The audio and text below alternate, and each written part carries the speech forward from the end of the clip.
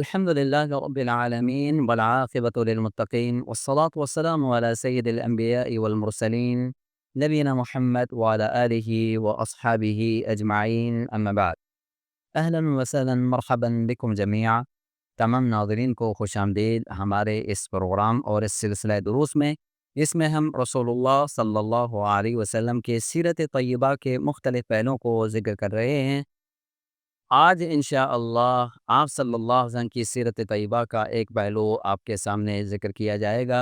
یقیناً اس پہلو کو سمجھنے کے بعد اور اس کو اپنانے کے بعد معاشرے کے اندر جو نکھار اور اصلاح پیدا ہوگی، یقیناً اس کا ایک اثر بہت بڑا ہونے والا ہے، بشرطے کہ ہم اس رسول اللہ صلی اللہ علیہ وسلم کی اس سیرت کو یا سیرت کے اس پہلو کو ہم اپنائیں۔ وہ ہے رسول اللہ صلی اللہ علیہ وسلم بحیثیت والد۔ آپ صلی اللہ علیہ وسلم بحیثیت والد، یہ ایک فطری بات ہے کہ والد اپنے اولاد سے یا والدین اپنے اولاد سے بہت محبت کرتے ہیں۔ محبت کا کیا انداز ہے، آئیے ہم رسول اللہ صلی اللہ علیہ وسلم اس پہ سیکھتے ہیں، کیونکہ ہمارے ہاں محبت کے اندر یعنی اولاد کی محبت کے اندر افراط اور تفریط ہے۔ کہیں حد سے بڑھ جاتے ہیں، کہیں حد سے پیچھے ہٹ جاتے ہیں۔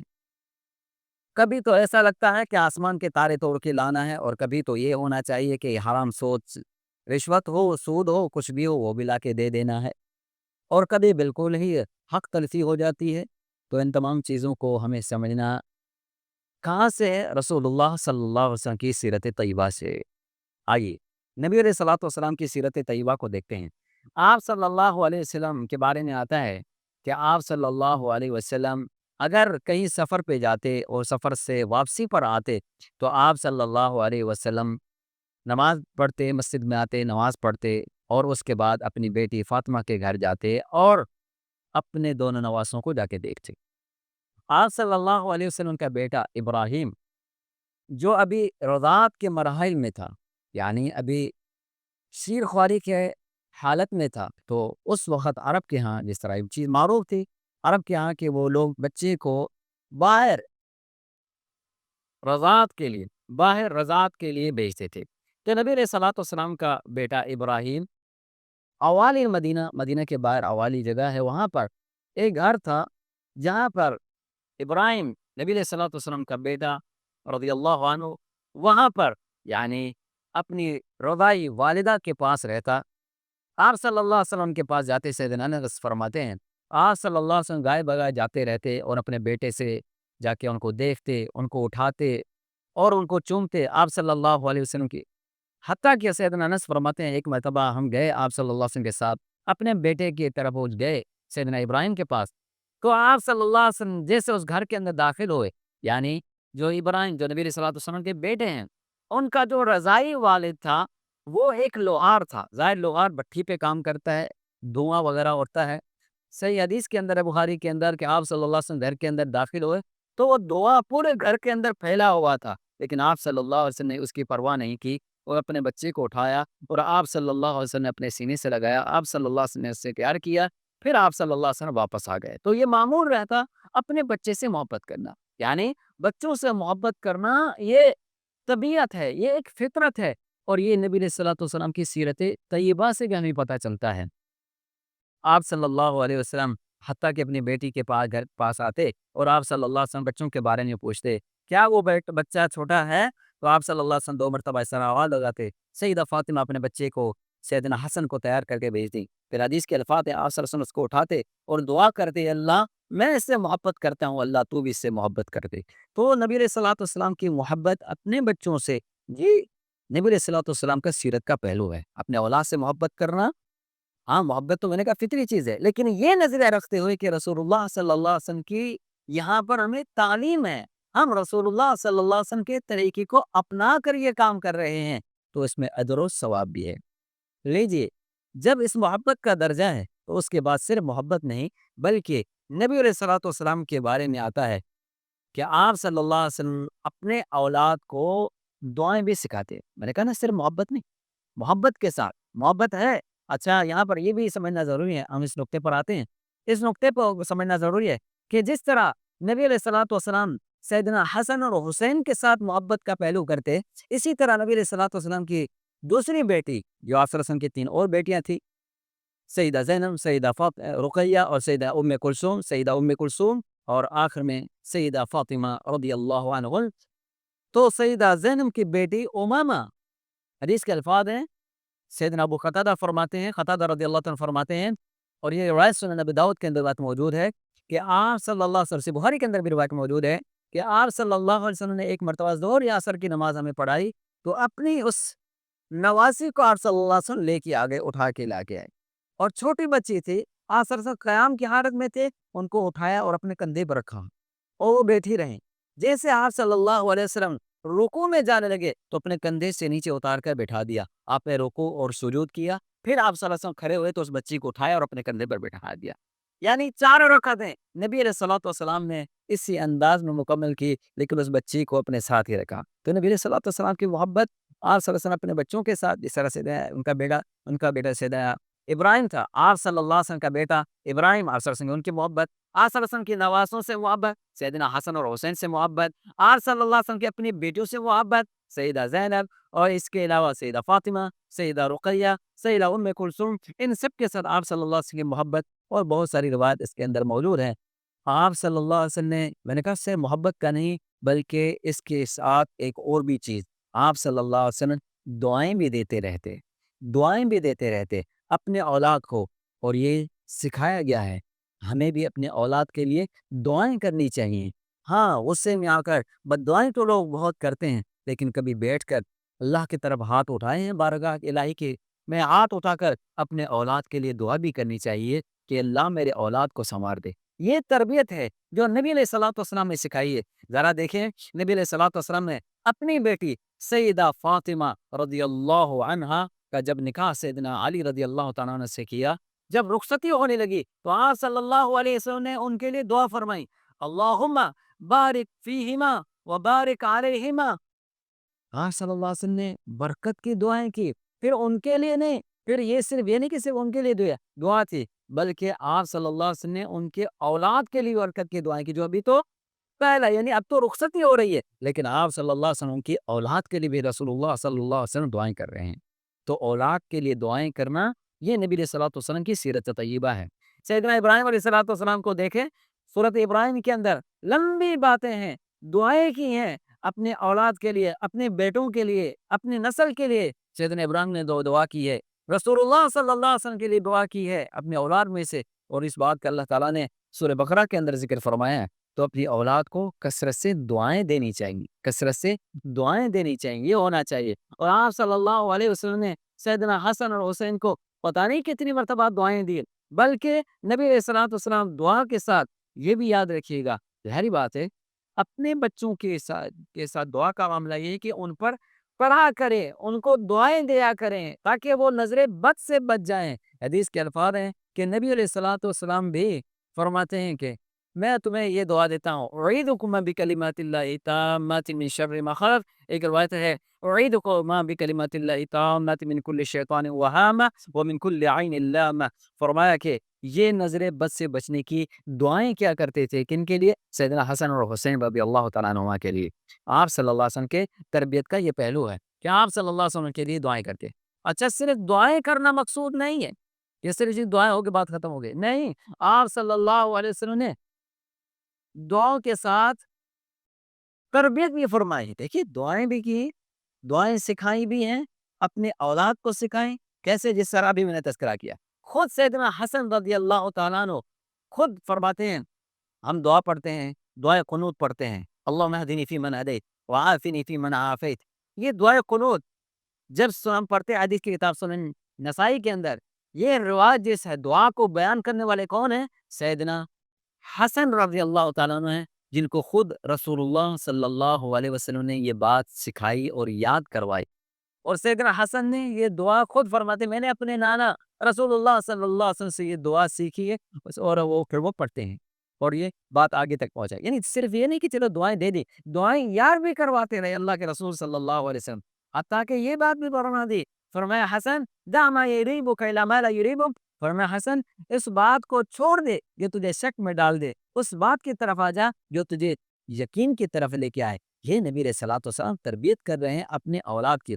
تو یاد رکھیے گا، محبت ہے اپنے اولاد سے، اپنے اولاد کے لیے دعائیں ہیں، اپنے اولاد کو دعائیں سکھانی ہیں. یہ جس طرح احادیث میں ابھی ہم نے سنا، صرف معاملہ یہاں تک نہیں، بلکہ جہاں محبت کے اندر میں نے کہا کہ غلب میں لوگ آگے نکل جاتے ہیں، ایسا نہیں، بلکہ جہاں تربیت کی ضرورت کی نظر یعنی ضرورت ہے، جہاں پر حتیٰ کہ اگر اولاد پر سختی کرنا بھی مقصود ہے تو سختی بھی کی جائے.